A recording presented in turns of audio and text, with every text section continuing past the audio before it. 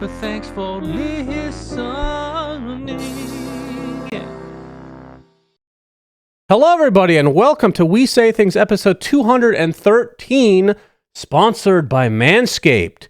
Cue dramatic music, public service announcement. I don't know if they actually wanted us to play music there, but either way, I'm saying it out loud. It's not a bird, it's not a plane, it's a ball trimmer sent from space. Gentlemen, our friends over at Manscaped have been working night and day to bring you a below-the-waist grooming experience like none other with their brand new Performance Package 5.0 Ultra. Featuring the Lawnmower 5.0, we're talking about a next-generation trimmer with interchangeable blade heads for whatever shave your mind can imagine. Upgrade your grooming game to the Ultrasphere this year by going to manscaped.com for 20% off and free shipping with the code WeSayThings20. High tech for low places. Manscaped. Very nice. Oh, is this going to be their new slogan? High tech for low places. That's a good question. So if you guys need to trim your balls, or if you need to trim your face, they now have actual beard trimmers. If you need chapstick, for some reason they have that too. They have everything that you would ever need to clean yourself and make yourself not smell like a filthy, disgusting animal. You speaking from experience there, or? Yes, so I've been told by some other people. But independent parties, yeah. Manscaped.com for 20% off and free shipping. Use the code WeSayThings20. Thank you. Also, thank you to our beautiful patrons in the In Bruges tier. Thank you to Partial PCL Tear equals more time to Dota. No pain, no gain. The Shazcast. Yatoro does it against syndereN. Mr. I Love the NBA segment. We Need Suns fan and Amp syndereN Seattle Food recommends. Monkey, it's an ampersand. It's just an and sign. Yeah, it fucks up in the name for some reason. Monkey Man welcomes nouns as our new North American overlords. Yatoro does it again, syndereN. T Coil. Yatoro does it again, syndereN. Rupus. Q Ludes is ready to praise the podcast. Stupid Copilot. D2 Bowie. Lab Dota. Yatoro does it again, syndereN. MagDev, hats off to Valve for organizing TI-12. Next up, marketing ? Games for falling asleep has seen you in Seattle and Disco Farm D. And the Mega Pope, Zan Xavier, Nate Thicko, 01 Hamscroats. Yatoro does it again, syndereN. Shark TM, Janie Dopp. Yatoro does it again, syndereN. Nothing to see here. Ivremont, Ben Broomhead is off to TI. Wooden Aftertaste, Anonymous. And finally, Yatoro does it again, syndereN. Mr. New. Thank you so much, guys. Good coordination, guys. For your continued support. Not bad. Pretty good. And yes, he did it again. We'll get to that. But of course, first, the NBA segment. Boy, oh boy. I know you're excited about this, everybody. Oh, yeah. Yeah. So, number one, apparently this is the only reason we have an NBA segment is because syndereN let me know that on Reddit, there's a picture of who was it? It was Toronto, Tokyo, Pure, and Duracho. At a Lakers game. Some people are also saying Miro was also there. So some of these European boys I think splurged on some basketball. We have a passive member here. Why don't you show up real quick? Go ahead and make an appearance there. I was trying to walk by quietly. Yeah, there you go. So this is our third member of the podcast. I was trying to walk by, not make any scene. His name is Jenkins. He's ruined the podcast already. We're going to have to start all over again, of course. There's syndereN. Yep, that's hello. Hey, buddy. I heard you took Shannon to the gym. Hey, buddy, how's it going? He never went to the gym with me, and you asked him one time and he went with you. So I think you should just start being on the podcast instead of me. You're clearly a better friend. Oh, that's great. I'll take you up on that offer. See you later, syndereN. Bye-bye. You probably didn't hear a word you said. So, where was I? It's the NBA segment. So they were at a Lakers game apparently, and they were like close to floor seats, or they were floor seats. I don't know if it was first or second row. It's just hilarious to see Dota players at a basketball game, and those are expensive, by the way, syndereN. That's a Lakers game. How late would they have been able to get those tickets? They would have had to plan it ahead of going to TI, right? Not necessarily, because just because it's sold out doesn't mean you're not going to get the ticket. Like a lot of times usually that's what sold out means. It means it's reserved for certain people that will give it to certain people. So like if you are a part of a big org, then perhaps you'll just buy tickets for your players because they're always available. despite being sold out. All right. Okay. Also, James Harden got traded to the Clippers, so now they have a big four. Congratulations Let's go, James to Harden. them. Okay. He's my favorite host in esports. Great. Okay. Your turn, syndereN. Your great weekly recommends. Yeah, go ahead. I'm not recommending anything this week. Oh, why is that?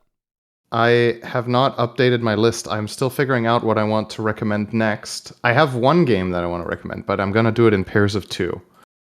I think I know what I'll do, but the thing is, I haven't played enough games that I can recommend 2 games every week without running out. So I think I'll be spacing it out a little bit. Okay. I think I have the next 2 that I want to recommend, but after that I would be out for now with the conditions that I set for the recommendations. So let's do them next week and then see if I figure out something more. I can't wait. Boy, oh boy. Wow, yeah. I mean, surely your NBA segment is. I wonder what people. I actually don't want to know this. If people enjoy the NBA segment or my game recs more, I actually don't want to know. So just let's not even go there. Well, let's just say, syndereN, more people have come up to us in person saying they like the NBA segment. There was a couple at TI that came over and say, I love your game recs. I played this or that or these games. So. Okay. But I do think the ratio was kind of close, which is alarming, of course. I mean, I think it's fair to say the NBA segment is not actually that popular. I understand that. It was also an event in NA. Yes. So then the NBA segment will be more popular. I think my game recs are really hitting the sweet spot in Europe. Our European viewers are loving those ones. That's good. All right, anyway. All right, let's go over TI 12 results. So we last left off with the first weekend being done. So now we just talk about what's happened since then. Yep. So we left off with top 8, right? Yeah. So was it? Yeah, it was top 8. So upper bracket at that time was Team Spirit versus Liquid, LGD versus Azure Ray. So China versus China in that regard. LGD 2-0 Azure Ray, Team Spirit 2-1 Liquid.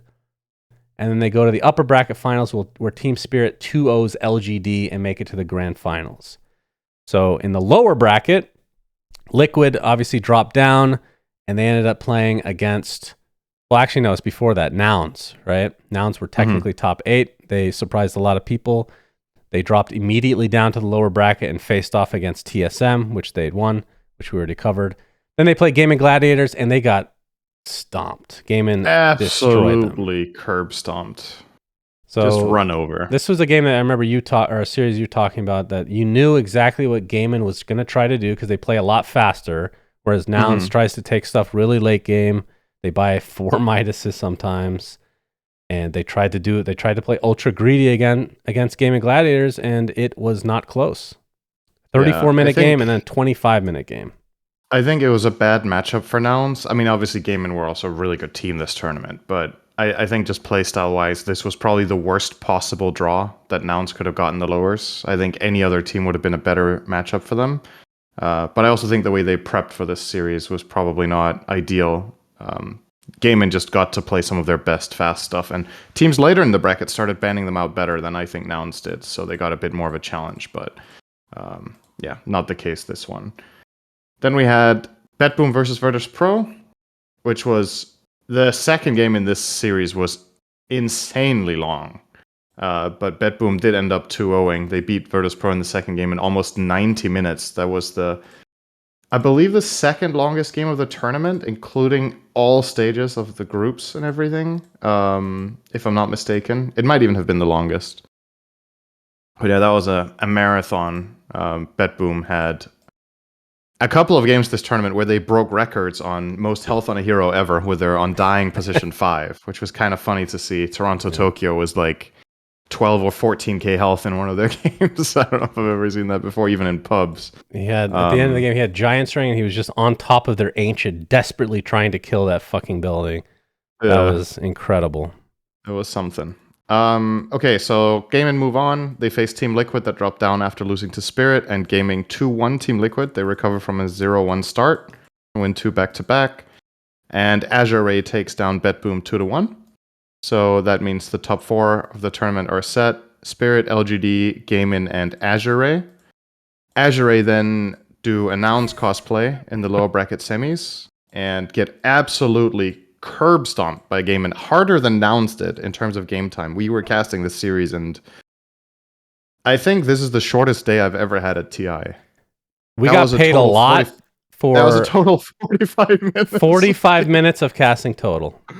Yeah. So on one hand, it was sad that we didn't get to cast that much, but I will say game 2 was one of the most memorable casts I've ever had. It was only 23 minutes, but that was for people that haven't seen it, you need to look up the clip, because the beginning of the game, when the coach typically comes out and gets interviewed, which in this case it was Azure Ray's Lan M being interviewed, and they have to have a translator, so there's a lot of back and forth. He basically is saying, while the game is just starting, that he doesn't understand why Gaiman picked Huskar, basically insinuating that he thinks they're being cocky because it's not a very good pick. As he's saying that, Gaiman get a 4-man inner fire with Huskar. They start the game 4-0, up 1,000 gold before the horn even starts. And I still, for some reason, have not seen a fucking montage with Curb Your Enthusiasm. Bum, bum, bum. Da, na, na, na, na, na, na, na, na, na, na, na, na, na. Right? Like, that needs to be a video. Oh. But, that was it was hilarious, but it's unfortunate that Azure Ray goes out in such a horrific fashion, you know? That was definitely one of the best clips of the tournament. It would have been even cooler if Azure could somehow have recovered and made it a competitive game after that start. Like, the clip in itself is good enough, but they just got absolutely rolled. They fell into the same trap that Nouns did, essentially. Gaming Gladiators played 2 tempo lineups, and Azure couldn't hold their ground at all. They got rolled in lanes and just got crushed after that. So that was the end of their journey. So Gaming Gladiators advanced to top 3, and they now face LGD, who put up a lot better fight than Azure Ray did. I think LGD had a better understanding of what gaming were trying to do and came in with a different approach. Pretty long game 1, 50 minutes. Gaming still inch out a win. And then in game 2, LGD actually go a little bit the greedy route again, but they do ban more of gaming's correct heroes, I would say, for that style. But they still kind of got... I mean, it was a slower loss with 40 minutes, but they never really stood a chance after minute 15 in that one, it felt like. So Gaming just crushed the lower bracket. They were on track to be the first team ever to win the tournament from round 1 lowers. That has never happened before. Well, if I'm not mistaken, they're the first team to get to finals. I think that's correct. We've had teams drop down in round 1 of uppers. I think Liquid's run at TI7 started with a lower bracket after round 1 of uppers, and they went on to win the whole tournament. DC was the same at TI6. DC got second, Liquid won, but neither team started in lowers. Oh yeah, CDEC was actually upper bracket. They lost upper bracket finals, I think. Yeah, okay. Yeah. No, they won upper bracket finals, I think. Oh, yeah, they won upper bracket finals, and then I think they came in as the favorites in a way. Yeah. So yeah, grand finals. The stage is set for Spirit versus Gaming Gladiators. A matchup that I think is very fitting for how the year had been, to be honest. I personally was hoping we would have a Chinese team in the finals because I think it's good for the game, and I think it would have been more interesting just because, again, these 2 teams have been to so many finals this year, but there's a reason they have. They're the 2 best teams. Now, this finals, though, was pretty one-sided, honestly. A lot more than I think people would have expected. Spirit kind of just completely had Gaming Gladiators' number and just kind of crushed them in the first 2 games. The third game was looking great for Gaimin. They had like a huge chance to win. They were very far ahead, and they had Spectre, but then they made one mistake pushing. They lost a lot of their lead, and Spirit did what they've done in a lot of games this tournament, which is even with a bad start, you're never safe against this team. They're just that good at playing late game. And it wasn't even that late game. It was like 30 minutes in or whatever. They're just amazing. I think completely deserving winners of the tournament. They lost 2 games the entire tournament. They lost 1 game round 1 uppers and 1 game round 2 uppers. That's it. They won everything else. And they ended the tournament, I think, 19-2, which I think is the second highest win rate ever at TI. I thought it was first. Behind Navi at TI1. But I don't know if you want to count that one. Because I think Navi went... Let me see. Did they go 10-1? Or something? I think... But yeah, and the second the one behind that one. The reason I don't really want to count TI1 is that the amount of games is a lot lower, right? They went 10-1. Alliance at TI3 had, among like these long tournaments, had the record with, I think it was 23-3 or 22-3, one or the other. So that was like 85% win rate or 80, whatever, super high. And Spirit actually beat that record this year. Yeah, they looked pretty unstoppable. fucking crazy run. They were just the best team. So we have more two-time TI winners. Laurel is not one of those people, but he did get to hold the trophy first, which I thought you could see them kind of as they won. Miposhka rounded everybody up, and I assume told them let him hold the trophy. That was fun. That was really cool. That was a very nice touch. Miposhka They're just a very seems like likable team. they are. Miposhka seems like a real G. Honestly, it seems like a really nice guy.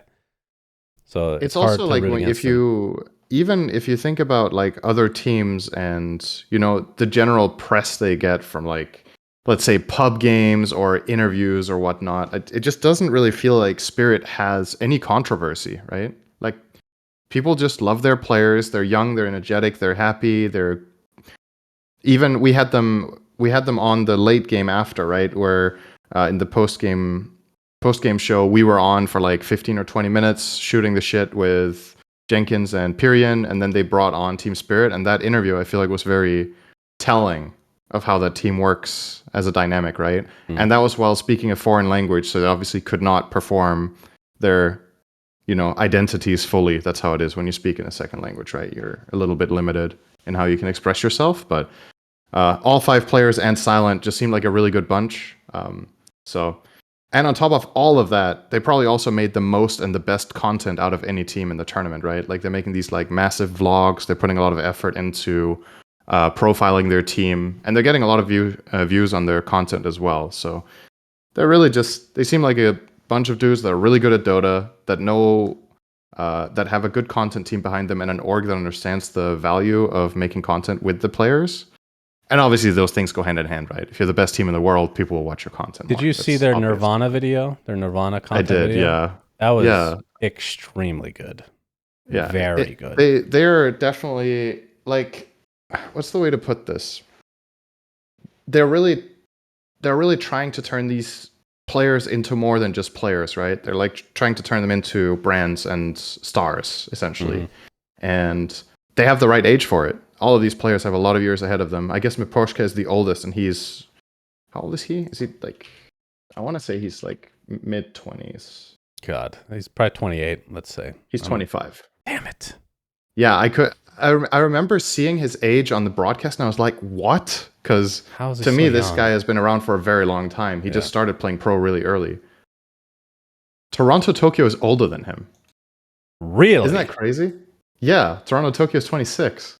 What? It's so surprising to me. I thought Miposhka was easily the oldest player that ever played on that team with their old roster, but no. Wow. Okay. And obviously their superstar that is getting tons of praise from all over is Yatoro, who is the carry of the team and is really making a huge name for himself, and he's 20.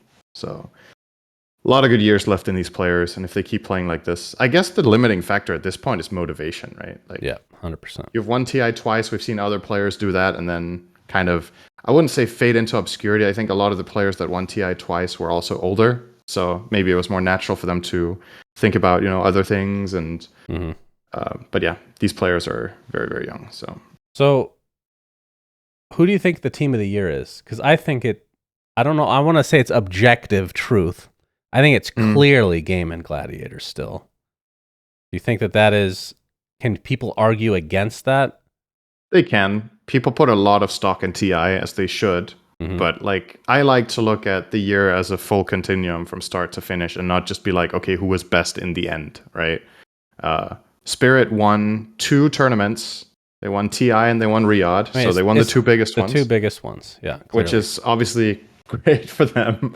But like, just talking consistency, I think Game and Gladiators was the best team of the year, because they were good all the way through. They won 3 majors. They got second place here at TI. I think Gaiman's worst tournament was a 4th place, right? That was literally their worst performance all year, was 4th place at Riyadh. Everything else, they made the finals or won. I thought they got top 6. Is that wrong? Did they get 6th? Am I wrong? I could be wrong, actually. Let me see. check here. They got 4th. Okay. So I'm just looking through the year here. The first tournament on log here is Lima Major. So first at Lima, first Dream League set 19, first Berlin Major, first Dream League 20, first Bali Major, fourth Riyadh Masters, first Bet Boom Dacha, and then second at TI. So they won 6 tournaments, got 1 4th place and 1 2nd place. That was their year. That's fucking incredible. Yeah. For comparison, this year, Team Spirit only has 3 first place finishes, which are Riyadh Masters, Dream League 21, and TI.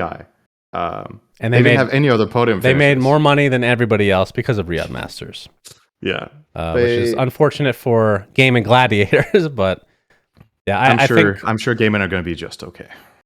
Yeah, I think based on criteria, it can always change. I think Game and Gladiators clearly the best team of the year, but Spirit, they did win the 2 biggest tournaments, which is very clutch.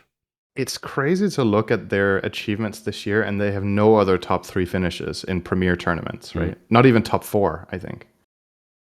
Spirit, that is. Yeah, they're just waiting they peaked at the right time. Yeah, absolutely. That's literally what this is. Just perfect timing of getting really good when it matters the most. And, that's championship stuff. So, yep.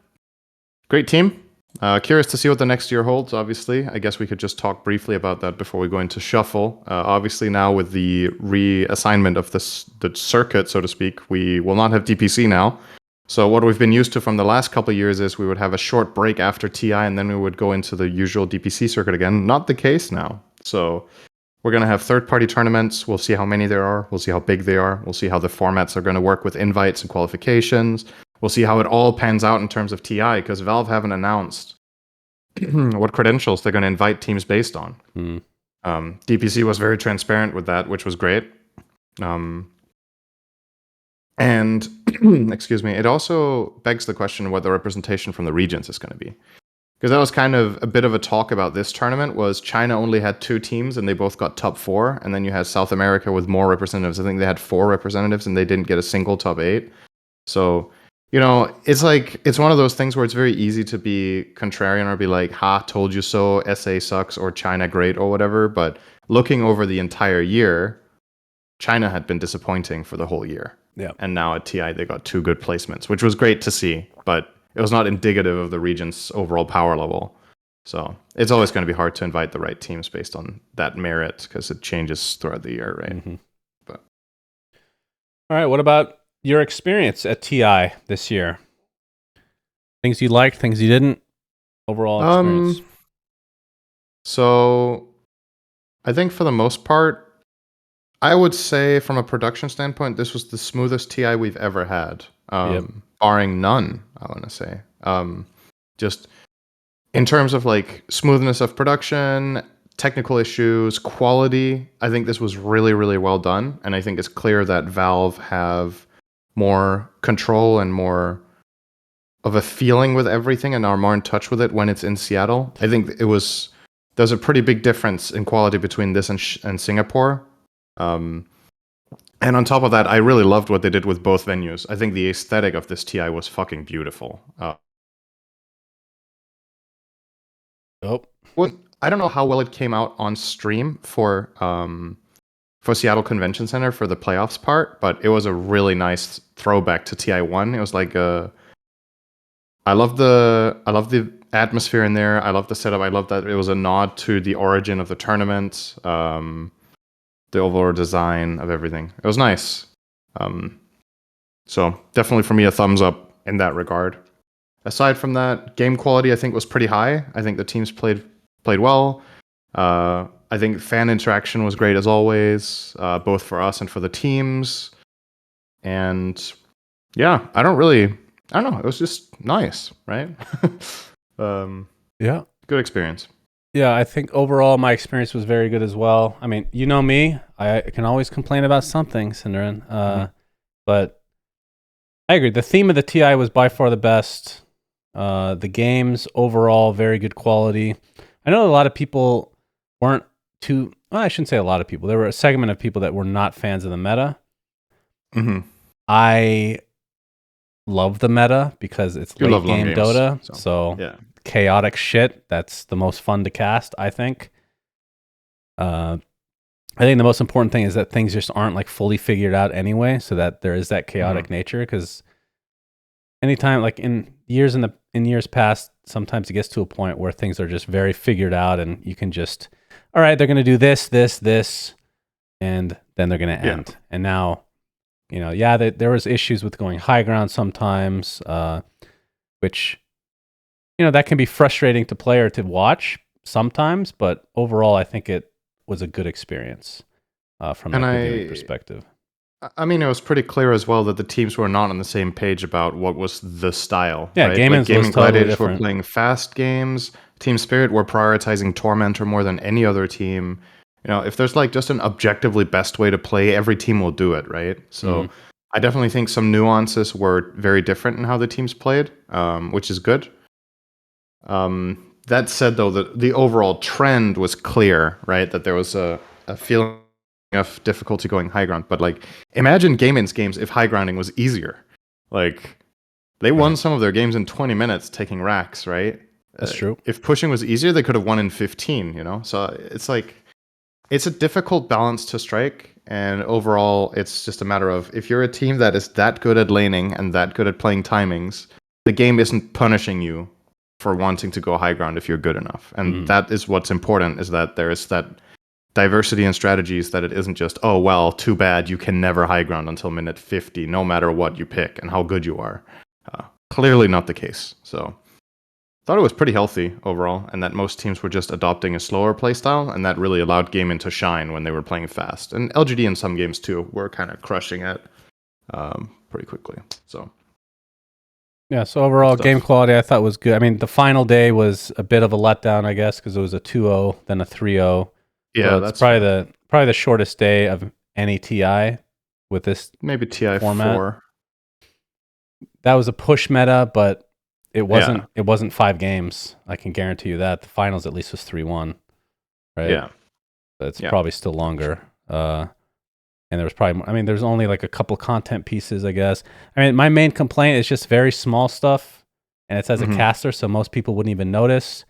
I thought like the casting desk was the worst of any event I've been to all year, and I complained to you and production about it, but nothing ever got fixed for some reason. Like the middle monitor was just really dirty. There was a glare on it. I could barely see it. Usually I'm casting off a big TV. It was really far away. They never fixed anything, so I had a hard time actually casting for the first couple of days, but then you got used to it over time. And of course, like the sickness, they never brought me I asked for a trash can as well. Like, I don't know. Anyway, I like fucking just, my nose is dripping throughout the entire cast. I don't know how obvious it was that I was sick, but I'd have to hold mute. I'd sometimes tell you to keep talking, which you do anyway, just dripping nonstop. God, that was hard, but we got it done. And I think the main complaint, it's been like this the last couple of years now, and I think it's probably going to continue to be this way, which, it is what it is. I obviously really like that new people get to cast like the group stage and whatnot, but the downside for me, and I don't know if you feel the same way, is I like the journey. Okay, let me just be upfront. We get paid the same that we did before when we cast groups and playoffs and everything. We got paid the same for casting literally 5 days of Dota, or 6 days, or whatever it is. So it's not about payment. I miss the journey of casting group stage, getting crazy games, like just seeing these teams progress and then building rapport with you. I know, obviously, we've cast together a bunch of times. Like, they still come in a bit cold on day one. I feel like it's like, noticeable for us, maybe not so much for others. I don't know. We're just going in like very raw, and I just prefer to have like Riyadh. I know you weren't there, but like we just built up chemistry as we were going.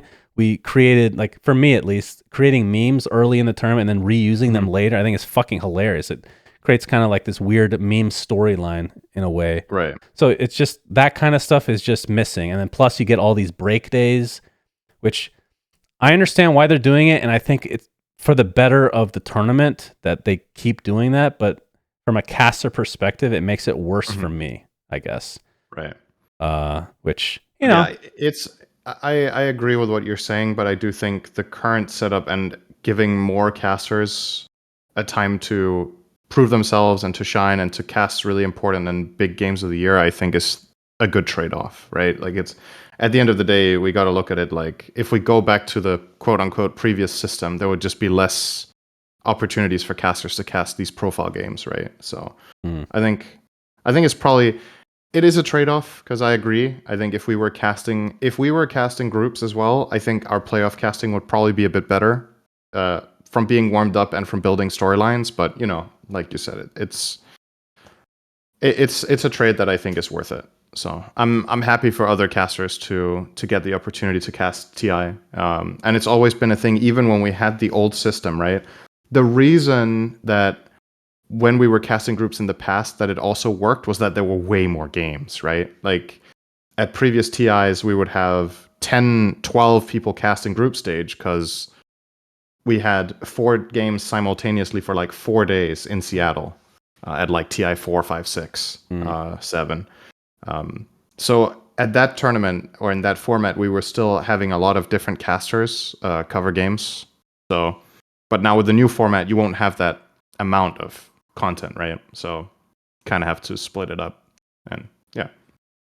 I think now that you reminded me of it, I think my biggest, I don't know if I would call it complaint, but my biggest criticism is I would love to have more content. I think this year it was very skimmed down in terms of like secondary content pieces. They had player interviews and they had obviously the exit and winners interviews, and then there was this one content piece with Lena and Crystal Maiden that felt like it was a little bit just shoehorned in there. Like it was something that they had pre-recorded and wanted to show, but it was like a one-off, right? And then the hero reveal. But for previous TIs, we've had more like funny clips with players doing weird stuff with slacks, or maybe some more in-depth player profiles or team profiles that you remember these where they would fly out to wherever a player lived and then, meet their family, talk about gaming. These kind of like in-depth things are kind of lost. And I don't know why they're cut, if it's because the people that were doing the work and were passionate about it aren't working on this right now, or if it's a deliberate choice that they feel like it isn't worth the effort for the amount of eyes are on it and the feedback it gets. But I personally really enjoy having pieces like that as part of the broadcast. But if that's the biggest criticism I have, then it's a pretty good TI, right? You got to say. Like, it's just, I would have liked more content. That's it. Yeah, that was great.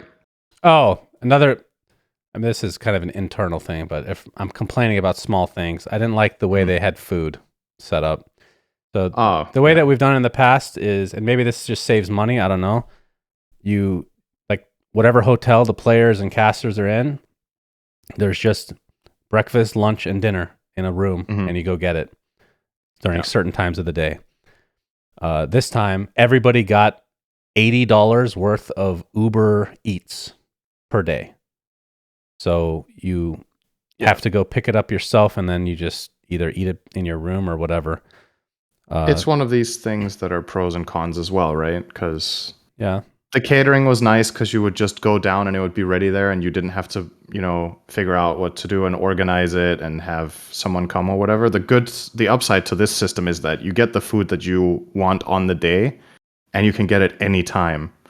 So I think, again, that's a trade-off where what is more important to you. I think, if I were to guess, I think a lot of people liked the way it was run this year because they got the food that they wanted any given day. You decided for yourself, what do I feel like today? And if you were busy casting during catering, you didn't miss it, right? Like then you could just get food when you were back. Or if you were as a team were playing at a specific hour, the whole whatever.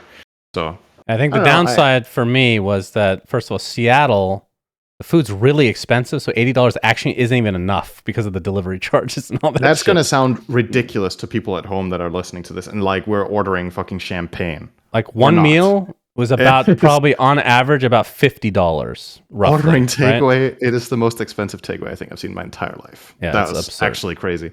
Because you go to the menu, and one thing is the pricing, right? You see on the menu, you're like, okay, this is like pretty expensive. It's like Danish tier. But then you add on top tax, you add on top delivery, and other fees. So then all of a sudden you're like, oh, this meal that I ordered that looked like it was $20 actually checks out to 35. Yeah. So it very quickly ramps up quite high. But the upside is sometimes people would eat like in the arena and they'd have $80 just available for that day because it gets reset. So they just buy $80 worth of Krispy Kreme, which I really enjoyed, as we can attest to on the podcast from last week. So that was great. But I think it's kind of wholesome that people were like using their budgets to get each other food, and I helped you out a bit because you were sick. I got some meds for you from thank you. through it as well, etc. I think the thing that I didn't realize that I didn't realize I would care about this as much, but for me it loses the communal aspect of the event. That is very true. Most of the time in these other events, like TI is a very memorable event. It's lunchtime or dinner time or whatever. Like you just message the group, hey, anybody want to go eat? You go eat with your fellow peers, or you go mingle with pro players or whatever. Like it's just a nice, everybody's hanging out. It's the same community. And everybody's just fucking off and doing their own thing, That's the biggest loss. I would agree with that. Is there was something about the vibe of lunch at previous TIs that the players would just come in and just watch other teams playing during lunch and then yelling and screaming at cool plays and talking strategy and talking to talent, or and us talking to each other. That is very true. Like that aspect of it is gone a bit. There was a bit of it at breakfast, but not like I did not attend breakfast once. I went once. 2 or 3 times to breakfast. It was people were definitely sitting around tables and having conversations and whatnot, but it's not the same vibe as when there's like hype games on where people are going to like 60 minutes and the players are going crazy over high level plays, right? So that is true. That is definitely, for me, that is actually the biggest loss in this is that. Aside from that, I really didn't mind the system. I think it turns out fine, and it gives freedom to people to schedule their day the way they like. So that was TI-12 in our experience overall. I would agree that like production was immaculate, had basically no issues, just minor stuff here and there, but TI as a whole I think was quite good. And I think it's just, as a quick side note, it's worth giving Valve credit for this, because a lot of people were very worried about downscaling. Like, oh, the prize pool is smaller, Valve don't care about TI, it's going to be a bad show. This was a really good show. There was no correlation, in my opinion, between the prize pool and how much heart went into the quality of the tournament, right? Like, that's true. I'm definitely hopeful for the next TI as well that this quality is going to be maintained.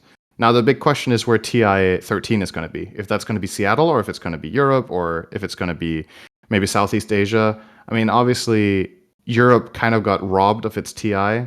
That was meant to be in Stockholm, and then COVID happened, then we got it in Romania, but no crowd. So for how big a player base and how many of the pros are in Europe, it still kind of deserves it, I would say, to have it at least once aside from TI1. Keep it in Seattle.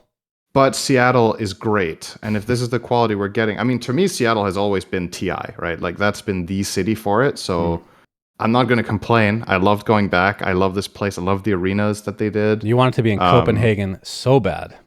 But if TI is to be in Europe once, I think it would be really cool to have it in Scandinavia. Obviously biased for location reasons, but I also think like I was really excited to have it in Stockholm out of personal bias, primarily, not really for myself, but for my friends, right? Like they were excited about going, seeing what I do firsthand for TI. Susie would have gone. And then why don't we get a petition to have it in Bruges? Kill two Surely birds with they one have an stone. arena. Yeah. Pretty sure I saw Arena in that movie. They can work it out. Sounds good to me. But yeah, I would be happy to have TI either in Europe or in Seattle next year. Both would be very great for me. So, all right, good stuff, Valve. Thumbs up from here. Yep, good job. All right, let's talk about the shuffling that is going on. So there's a lot of rumors, which we won't really talk about because they're all over the place. So let's talk about the stuff that is confirmed. So EG are dropping their roster, is the way that I'm reading it. Yeah. And this is from the EG manager, so this is basically confirmed, right? Yeah, so they're looking for an org, and as far as I can tell, the team is going to stay together, but who knows if that's actually going to be the case. The wording in this sounds like it's questionable whether EG do Dota at all. in 2024. Right. Um, Because they're dropping a Manager's lot words, of obviously. Who knows? But yeah, EG haven't exactly had things run very well for them the last couple of years. Let's put it that way. So we'll see what they do with Dota. It's a shame if the brand name is gone, but obviously a lot of the connection that people had with EG was also kind of lost over the years. It went from being the NA team to being an amazing South American roster, but it didn't really feel like the connection with the brand was there, if that makes sense. It wasn't what EG really built over a decade or more was kind of thrown out. Well, they with their definitely rebranding saved, and everything. they saved money for 1 year. So they did get that done. Zai, as he mentioned in his exit interview, I think it was, is on an indefinite break. So it's not technically a retirement, but it sounds kind of like a retirement. And the rumor, which this one has not been confirmed, is that he will be replaced by 33 from Tundra. But remains to be seen. But the Zai break is confirmed. And let's mainly focus on confirmed stuff because there are so many rumors. Like the shuffle is... What I'll say for sure is the shuffle is going to be huge this year because there's so many teams that want to make changes. There aren't the DPC shackles anymore in the same regard. This might be the biggest shuffle of all time. I would not be surprised. I'm not saying this based on confirmed insider knowledge. It's just, it's pretty clear the vibe that you're getting right now is that a lot of things are changing. So that's always really exciting. I hope the teams turn out good, obviously, and that the quality remains. But yeah, the confirmed ones are EG are out as an org. Zai's on indefinite break. Then we have Toby. Quest have said goodbye to him. So they will be replacing, I'm assuming, based on the way they announced this, that the other four would stay together and stay with PSG Quest. So probably just going to replace that one player. And then finally, Boom Esports. I don't know if they've announced the future. I think they've announced a Q&A session about the future involvement in Dota. But Xnova tweeted looking for team. So he is at least out of Boom. Whether Boom is out of Boom, I don't know. But yeah, at least that player. And he's obviously an elite caliber player, right? Xnova has played, by the way, many top tier tournaments. Going back to Quest, very high. It would be funny if Amar ends up being on their team in the end. I think Amar in the current meta probably has a lot of really good offers, and he can kind of pick and choose depending on his contract with Nigma, right? You would think he's a very attractive player right now. Super high rated player, young, plays a greedy offlane style and turns into a true core, which is what a lot of offlaners do nowadays. So I think that the way the game's run right now, he's very attractive. As long as he's a good teammate too. Like, I can't speak to that. I don't know the dynamic in OG or whatnot. We've seen some of their behind the scenes with him, seemingly being a bit of a leader character. So you also need to want to sign up for that, right, for your team, if that's what you need. But to many teams, that's just going to be an asset, that he's a loud, opinionated voice, right, about how things are. So. Okay. Let's move on. Confirmed shuffle for now. Let's move on to the new hero reveal, which we talked a bit about on the late show. Ringmaster. Wow. So I actually forgot to watch the video again. I mean, I've watched it a couple times before, but I forgot to refresh myself. The rumor was, not the rumor, but for some reason, a lot of people thought this would end up being Puppet Master from Heroes of New Earth. I think that is very unlikely that that's the case, although it would be cool. I don't think that's the case. And the video itself, the main reason I say this is because the video itself, none of the skills that are being teased even look remotely like what Puppet Master's skill set would have anyway. But the video itself was really cool. Essentially is like a circus, well, it's a Ringmaster, so circus related, where this robot type guy traps Axe in his jack-in-the-box or whatever that thing is, and that's kind of all you see. I know there's going to be a ton of Easter eggs that we're going to miss initially until we see the skill sets. But what did you think of the reveal overall? I mean, I think in terms of like hero reveal video, quite a lot of effort was put into this one. The video itself, I think it was pretty high quality. The hero compared to other hero reveal videos, I feel like shows less of what the hero is going to be like, and I don't Yeah. know if that's by design because they don't fully know yet. That would be bad, by the way. There's no way they don't know. There's no way. The thing I imagine based on this is that the whole like. So what he does is that Axe hits it's like the classic carnival game, right? Where you need to punch something really hard and get a high score or whatever. And he hits his target with his axe, it gets stuck, and then the Ringmaster pulls him into kind of like a big coffin almost. He like opens the door to this sarcophagus coffin kind of thing and grabs Axe with some arms, which is very reminiscent of a type of enemy that's actually in Elden Ring and in Dark Souls. If you've played those games, you'll understand what I mean. And we don't know what happens to Axe after, but I'm assuming it's the ult of the hero. It's to some sort of consume a hero, lock them into essentially what's like a tombstone of undying, right? You like, and then whatever happens, right? They take damage, they get stunned, something. Maybe you unlock one of their abilities as Ringmaster that you can use, whatever it is. Imagination is the limit there. But overall, the video looked really cool. It says that the hero's coming out 2024, so they're keeping their options very open with when they release it. It could technically be in a year. No idea what time of 2024 Let's it will hope be. not. Maybe do you think? What do you think the chances are that that skill is called grab enemy? Very low, but it would be hilarious. That would be great. That would be really funny. Yeah, it seems like he had some sort of a trap. That's what it felt like to me. Yeah. Which it could obviously just be like a single target spell where you trap somebody, but it could be like, like an old Techie's Mind stasis trap type thing, except more involved. But I feel like they've been kind of straying away from that type. I mean, obviously they got rid of the old Techies entirely, so I think it doesn't make for fun gameplay. Traps like that are not. Yeah, I mean, Arc Warden, another one. It's not exactly a trap, but his stupid ghost thingies, like, nobody wants to play against that stupid hero. Yeah. But yeah, I think it's a lot of it's just so vague, but it's exciting to see. I think the hero's face, which is all that's really revealed of it, looks cool. I talked to Slacks briefly, which I'm sure he's going to have a loregasm out at any point, talking about like special like little things on the hero that he identifies. Like he already recognized a couple things from Artifact, as always, because Artifact for some reason has the most lore out of any of the Dota games.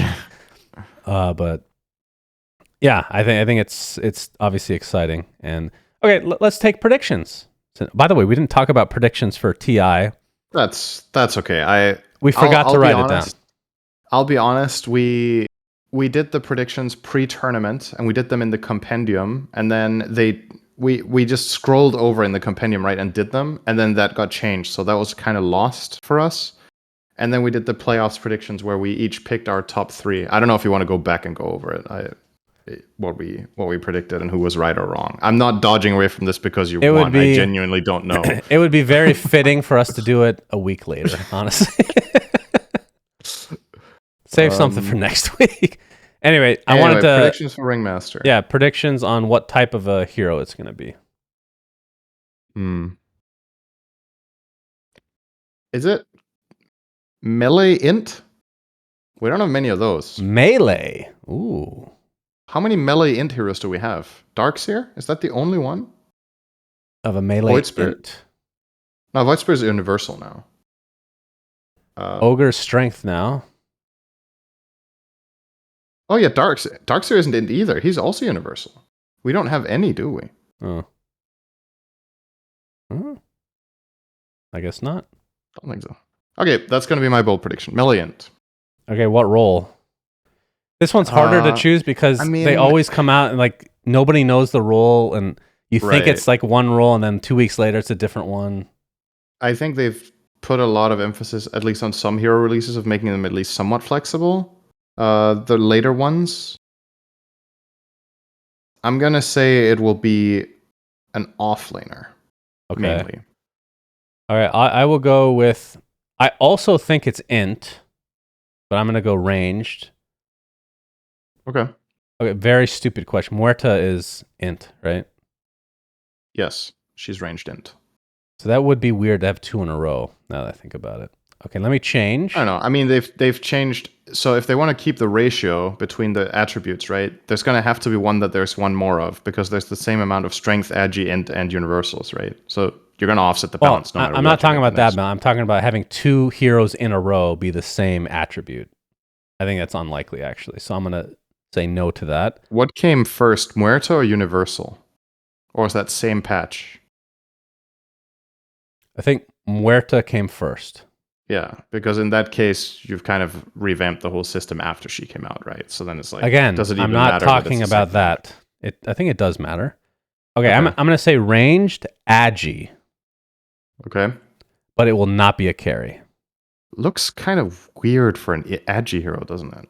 It's a bit of a YOLO. And I'm going to say Okay. position 4. Okay. But I'd love, if it's flexible, then even better. I guess a little bit of a Valve like putting in Easter eggs about the new hero that comes out way early, right? We've seen that with like artworks from previous hero releases or whatnot. For Ringmaster, was there anything teasing this hero except the circus ticket on the table of Muerta's announcement? I think that was where it was, right? There was like this ticket in the Muerta event. Oh, Or was that something else? I don't You even remember what remember. I'm talking about, right? No. But I wouldn't be surprised if there's Easter eggs. I remember people with theory crafting based on that ticket. They were like, okay, what is this? Is this some sort of a circus thing or whatever? I think it was from the Muerta one.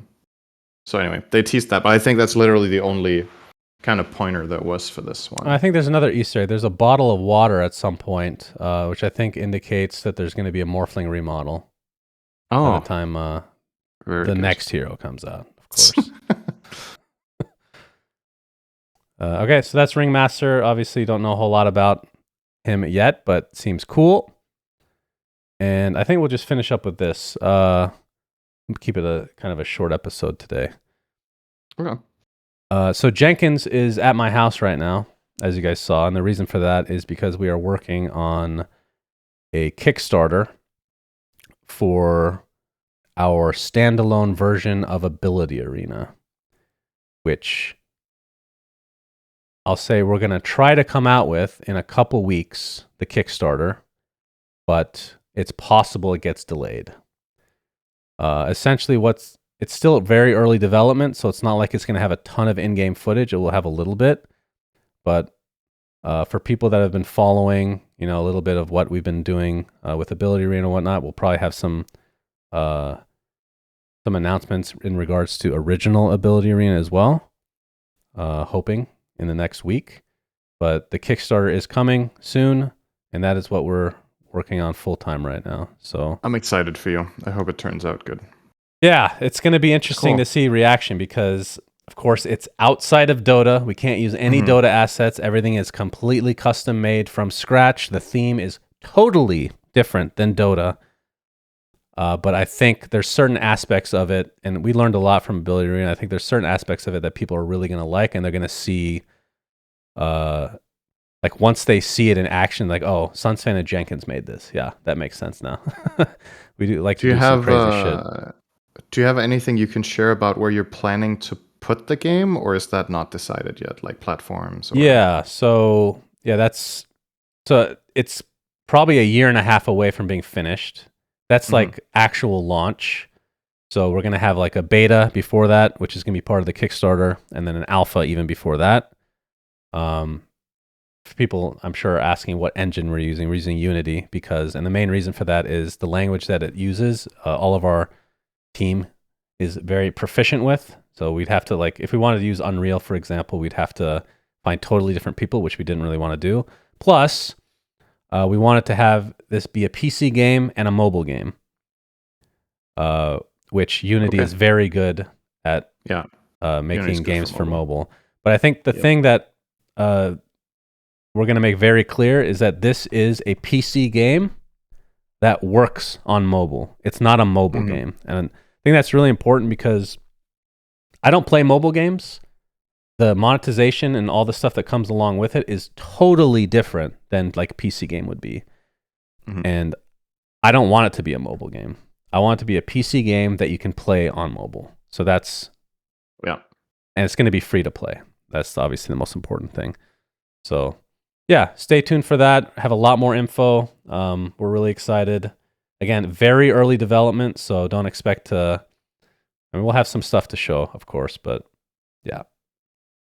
I think it's going to be cool down the line with this to hear like your experience with doing game dev, right? Because you've talked a little bit here and there about Ability Arena and whatnot, but you've always been constrained to the limitations of Dota 2, right? So I think it's going to be cool to get your perspective on what it's been like, to lead development, or at least I don't know what you guys' structure is on it, but like all the things that come with making a game, I've always found very interesting. So I mean, that is the very, like, I'm not going to get into specific, but there's a lot of instances where like a lot of the mechanics are going to be very similar to Ability Arena, aka Dota, but when you look at it from like a base level, foundation level, you're like, do we really need this mechanic that's from like that's not really needed if you really think it, because we have the choice of what we want to include. And I think the main goal for us is to keep the complexity of the game for like competitive to be relatively high. But I think the thing we do not want to continue from Ability Arena is the floor to also be high, because for Ability Arena, you have to know Dota, you have to know the spells. Like, sure, there's a few people that have gotten into it that did not know Dota, but that is like the vast minority. So we want the floor to be lowered enough that a regular person can come in and just be able to play like and get familiar with the game without being overwhelmed. So it's a challenge, but yeah, it's I mean, this is the kind of stuff that I love to do. So should be good. We'll let you guys know. Okay, that does it for this week's episode, syndereN. Thanks for joining us. I know that the time zone has changed for you and you're really jet lagged. But actually, I was awake early today, and I was awake even earlier yesterday. Yesterday, I was awake at shit o'clock. I got up at like 3:30 in the morning. Oh yeah, I did see you on it like really late my time. Like, what's he doing up? He must be super jet lagged, playing at 3 a.m. Like, yeah. I got up early. Good job, syndereN. Yeah, thank you. All right, with that, bid you all adieu. Thanks for joining us, everybody. Until next week, Sunsfed and syndereN signing out. Peace. Bye-bye. We say things that subscribe. Anything, Yatoro does it again. yeah.